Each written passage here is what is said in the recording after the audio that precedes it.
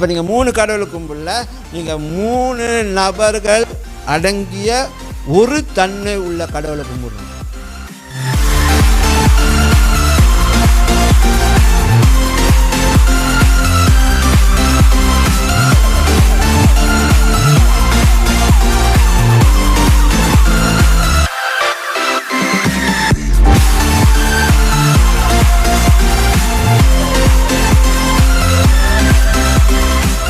அப்போ இயேசு கிறிஸ்து மதத்தை சப்போர்ட் பண்ணுறதுக்கு அந்த யூத மதத்தில் வாழ்ந்துருந்தார்னா அந்த மக்கள் அங்கே கூட்டிகிட்டு போயிருக்கணும், ஆலயத்துக்கு கூப்பிட்டு போயிருக்கணும். அவர் ஆலயத்துக்கு கூப்பிட்டு போகல, எல்லாத்தையும் கூப்பிட்டு போய் கடல் கூப்பிட்டு போனார், கடல் ஓரத்துக்கு கூப்பிட்டு போனார், மலை மேலே கூட்டிகிட்டு போனார். அங்கே போய் போதிச்சார், பிதாவை குறித்து போதிச்சாது, தேவனுடைய ராஜ்யத்தை குறித்து பேச, பிதாவுடைய அன்பை பற்றி போதிச்சாது. இதெல்லாம் தான் நீங்கள் புதிய ஏற்பாடில் மத்திய புத்தகத்தில் வாசிக்கிறீங்க. 4 சுவிசேஷ புத்தகத்தில் பாருங்கள், இதை தான் நீங்கள் வாசிப்பீங்க. அப்போ இயேசு கிறிஸ்து பிதாவை காண்பிக்க வந்தார். பிதாவானவரும் அவரும் ஒன்றுன்னு சொல்லும்போது பிதாவுடைய குணாதிசயமோ இயேசு கிறிஸ்து குணாதிசயமோ வேறாக இருக்க முடியாது. பிதாவுடைய குணாதிசயம், குமாரனுடைய குணாதிசயம், இயேசுவோடைய குணாதிசயம், பரிசுத்தாவிய குணாதிசயம், மூவரும் ஒரே குணாதிசயம். அதனால தான் அவங்க திரியேக குடும்பமாக இருக்காங்க. திரியேக கடவுள்ன்றோம். திரியேக குடும்பம், நம்ம குடும்பம்னா அது திரியேக கடவுள். பொதுவாக என்ன பேசுவாங்கன்னா திருநித்தினா 3 பேர், 3 நபர்கள் ஒரு தன்மை உள்ளவர்கள், 3 நபர்கள் ஒரே தன்மை உள்ளவர்கள்.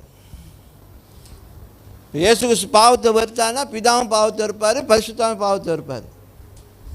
நாங்கள் நேசிக்கணும், அவங்கள காப்பாற்றணும்னு சொல்லி அவங்க திட்டம் போட்டதில்லை.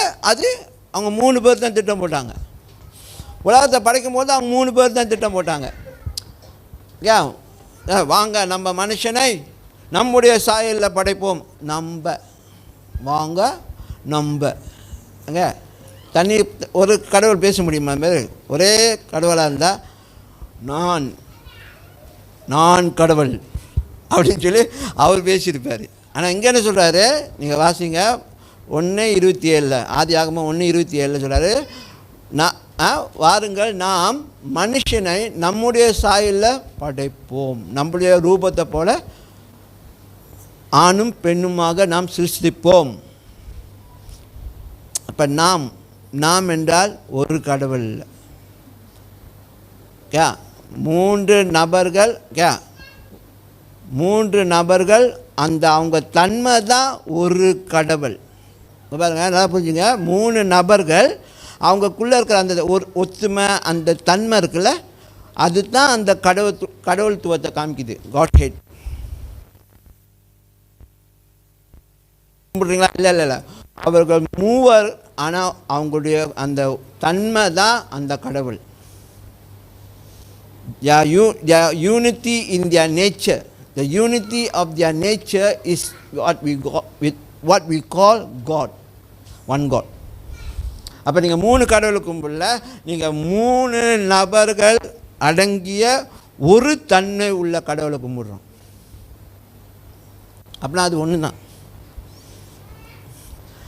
ஏன்னா தன்மை தான் அந்த கடவுள் காமிக்குது. அது ஒரு பெரிய யூனிக்கான ஒரு காரியம். இது ரொம்ப மதத்தில் ரொம்ப இதை எக்ஸ்பிளைன் பண்ண பார்த்தாங்க, முடியல. ஆனால் வெளிப்பாடுகள் தான் இது தெளிவுபடுத்துச்சு.